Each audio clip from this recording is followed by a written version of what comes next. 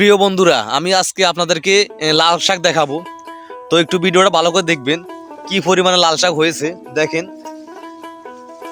এই যে দেখছেন এক এক লাল শাক কি মোটা মোটা হয়েছে। দেখেন অনেক বড় বড়, এই যে অনেক বড় বড়। আর এগুলা খুবই সুস্বাদু, খুবই ভালো লাগে। আমরা অনেকেই রান্না করে খেয়েছি। তো এই যে আরো আছে এই জায়গায়, এই সাইডে আছে, প্রচুর পরিমাণে আছে।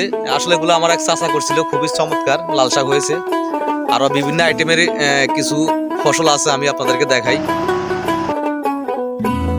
তারপর করেছে যে দইন্যা, দেখেন দইন্যাগুলা প্রচুর পরিমাণ দইন্যা। আসলে দইন্যা কাঁচা খেতেও স্বাদ আছে, কোনো সমস্যা নাই। প্রচুর পরিমাণ দইন্যা দেখেন। তারপর এদিকে আছে আলু, এই যে দেখাই আমি আপনাদেরকে, আলুগুলা দেখেন প্রচুর পরিমাণ আলু। তো আলুগুলা তখন দাম বেশি দিয়ে কিনে লাগাইছে, এখন তো আলুর দাম কম, আর মনে হয় বেশি লাভবান হবে না। তারপর আছে এদিকে মূলা, মূলা আছে, অনেক আইটেমে তো তরকারি করে, খুব চমৎকার।